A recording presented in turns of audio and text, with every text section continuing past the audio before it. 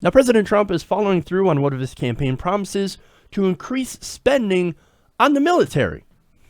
Now, the Washington Post is reporting that Trump's federal budget would significantly increase defense spending by $54 billion. $54 billion. Now, according to the White House, this defense budget, this amount of money, $54 billion, is about 10%. So it's an increase of 10% to the military that we actually don't need. They also say that Trump will request an additional $30 billion in supplementary military spending for fiscal year 2017. So here's the plan. We're going to increase military spending. We're going to spend more. Now, to put it into context, we just spend about $600 billion on the military, and we spend more than nearly every country on the planet. And yet, somehow, our military, depleted. It's sad. We need to rebuild it. I mean, it's the same thing with all regular Republicans. Let's rebuild the military. Let's put more military spending. Let's put more money into the pockets of the defense contractors so that we can drop more bombs on brown people. You know this is where we're coming to, right? You don't just build up a military this size and not use it. And I'll get to that in a little bit. Yet, the question should be, of course, well, how do we pay for it? How do we pay for it? I mean, we never ask, how do we pay for more military spending? No. We only ask, how do we pay for things like healthcare for Americans and education for Americans? We always ask that. Whoa. How do we pay to take care of our own people? But hey, bombing brown people? Yeah, we don't care how much that costs. Well, actually, they did answer this question. Basically, they want to pay for this by cutting everything else. The administration said that most other discretionary spending programs would be cut by that same amount, by 10%, to pay for this. Now, there are some officials that singled out foreign aid. Now, foreign aid is actually one of the smallest parts of the federal budget. Now, they said, quote, it would face large reductions in how much we spend. Now, how much do we spend relative to the federal budget? 1%. That is 1% of the federal budget. Great. Now, that is roughly around $40 billion, give or take a few. Now, let me tell you where that goes and why that will never happen. Roughly, again, $40 billion, the top two countries that receive this foreign aid, Israel and Egypt. Israel. Now, why do we give money to Egypt? You might be asking. Well, Egypt, state sponsors of terror. Why are we giving them money? Well, why do we give money to Egypt? It's because we made a deal with them to give them aid so that they could remain friendly towards Israel. So essentially, most of our foreign aid, including military aid, goes to supporting Israel or keeping the area around Israel more peaceful by essentially giving them money for their militaries. So all of it has to do with our fixation on Israel. You think we're going to get rid of that? Hell no. It's not just Democrats that love Israel. It's also Republicans that love the shit out of Israel. They're not going to get rid of that aid. Maybe some of it, maybe they can trim some of it to go to countries that are not Israel. But again, that's where most of our money goes to. You know, I think that Israel, I believe Israel has a right to exist just as much as any other country. But why are we continuing to give them money? Why are we continuing to give them the Iron Dome, weapons? They don't need it. That's one country that can actually provide healthcare for its own people. Why are we continuing to give them so much money? I understood giving it before when they were a newly established nation. But now, we're just subsidizing another country. And it's not even that much compared to our federal budget. But at the same time, okay, if you want to target that, as the Trump administration says it does, foreign aid, well, then you would have to cut money from Israel. And there are a lot of politicians that is absolutely a no-go zone. You can't do that. You can't touch that money for Israel. So that's why it's never going to happen. So this whole thing is just one big giant Oops. so. Again, now in a statement at the White House on Monday, Trump said that his budget would put America first by focusing on defense, law enforcement, and veterans, using money previously, of course, spent abroad. So, again, they're saying, well, let's take that foreign aid money and spend it on more cops and more defense. And again, that's roughly $4 billion or $40 billion in 1% of the total budget. That alone will not pay for the expansion of the military alone. So obviously, again, they're going to have to cut everything else. He says, Trump says, we're going to do more with less and make the government lean and accountable to the people. We can do so much more with the money that we spend. And again, the question is how? How? Especially since we're now, according to Trump, going to be spending more money on shit we don't need. And of course, the tax question, well, that comes later. As the whole plan for Trump and the Republicans is to massively cut corporate taxes and taxes for the wealthy. This is going to be a disaster. Look, here's the thing. We don't need more tanks. We don't need more ships. We don't need more planes. We don't. Right-wingers want them because, hey, it makes them feel safe. It makes them feel strong. You know why? Because they're so weak and afraid. They are weak and afraid of everything else, of every other country, of the other. They're so afraid. Oh my God, we need a wall. Okay, we need a wall. We need ice. We need weapons. ISIS is coming. They're coming after us, man. You realize that we've bombed ISIS thousands of times, and in doing so, we've also bombed non-ISIS targets, weddings, funerals, innocent people. But no. We need to go and spend more on doing the same thing. Somehow, bombing people, creating more terrorism, or creating more terrorists by bombing innocent people alongside of ISIS. Somehow they think that that's not going to create more terrorists. This whole thing is absolutely fucking ridiculous. Come on. Now, the White House officials also declined to answer a question about the president's priorities on other fiscal issues, including infrastructure and plans to pay for the wall. Again, I mentioned the wall. Because look, I got news for you. Mexico's not paying for that fucking wall. They're not. And you can't force another nation to pay for a wall. That's ridiculous. We're going to end up paying for the wall. And it's going to be useless anyway. You know why? There are things like tunnels and airplanes. The wall is absolutely useless. And that starts at $25 billion and ranges anywhere to up to $75 billion in spending.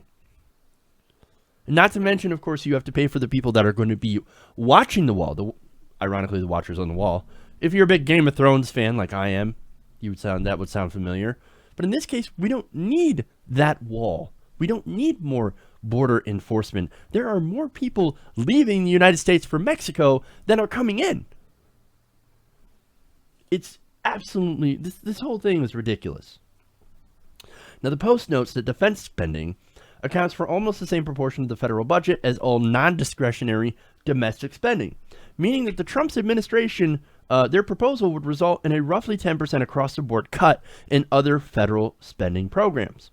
Budgets for most federal agencies, as a result, would be reduced substantially, said an OMB official who spoke on the condition of anonymity. So basically, what that's saying is that since you have all of these cuts to go pay for the military, just for the military expansion, these federal programs would be harmed, would be very much impacted by these cuts. So, for example, you've got programs to help the poor and the middle class. Well, when it comes to them, well, fuck them, right? We need more bombs so we can swing our dick around the Middle East. As if we're not already doing that enough. You don't think Trump's going to start a war, by the way? Like, anybody who thinks that, no, we voted for Trump because he's going to keep peace. He's going to keep peace in the Middle East. Do you think that's really going to happen? I really doubt it. The plans to go into to make the Syrians safe zones? How do you think you're going to do safe zones? Look, we criticized Hillary, rightly so, when she's like, well, we need a no-fly zone in Syria. What do you think creating Syrian safe zones is going to do? You got to enforce them somehow. Not good. Not good. And the stuff that they're doing with Iran, I mean, look, he's out there doing botched raids in Yemen. He's getting our people killed for no actionable intel. It wasn't the last raid, but the last, the one before, where one of the Navy SEAL Team 6 guy got killed. That raid went very, very poorly and ended up getting a lot of civilians in that area killed. So much so that Yemen's like, hey, you need to stop doing this. You need to stop doing these raids in our territory. We don't like this anymore. Okay, we're not okay with this. So, disaster. And look, he's also starting shit with other Middle Eastern nations. With the travel ban. And look, I'd be surprised. I'd be really surprised if the guy didn't bumble us into a disastrous war with Iran. Or, as I said, fuck shit up in Syria even more. And you know why, too? What do you think is going to boost his terrible approval ratings? I know it's all speculation, man. But what boosts a terrible president's approval ratings better than either a terrorist attack or a war? Or both? It worked with George W. Bush. He was incredibly unpopular. Much more popular than Donald Trump in his first term. And then 2001, September 11th happened. Then his approval rating shot up to 90%. Disaster. Now, there's one more thing. And look, on that, I hope I'm wrong. I really hope I'm wrong. I hope he does not bumble us into a war. But I'm just saying that I wouldn't be surprised. Now, one more piece about this upcoming budget. Now, he actually talked about infrastructure. Now, Trump said that the country faces an urgent infrastructure problem, which he promised he would fix with a $1 trillion spending plan. He said, quote, "We're going to make it easier for states to invest in infrastructure. We spent $6 trillion in the Middle East, and we have potholes all over our highways and our roads." He added, quote, "Infrastructure, we're going to start spending on infrastructure big." Look, I like the idea of infrastructure spending. Well, look, we do desperately need it. Okay, roads, bridges, pipes, they're falling apart. I mean, we've got water pipes like in Flint that need to be fixed, need to be replaced. All this aging infrastructure all over the country. Billions of dollars worth. Hey, you can create a lot of jobs from that. So look, if you're going to do an infrastructure plan, that's great. I love it. I will support it. And if he does so, and it actually works, great. I'll give him credit. However, what we've seen, what the shape that would take might not be so good. In fact, Robert Reich broke it down. And look, what we know of his infrastructure spending plan might end up being more of a scam. Reich says that Trump wants to give rich developers and Wall Street investors tax credits to encourage them to fix roads and bridges. Basically, for every dollar that they put into a project, they would pay about 18 cents, according to this tax cut, and we would, or tax credit, and we would contribute the other 82% through our tax dollars.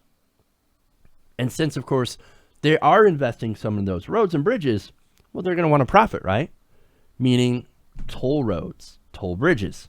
So not only would we end up paying once through our taxes, we would also pay the tolls and the user fees that go right into their pockets. Basically, this infrastructure plan would be a boondoggle. Not only that, but they would turn over some of our infrastructure to large investors.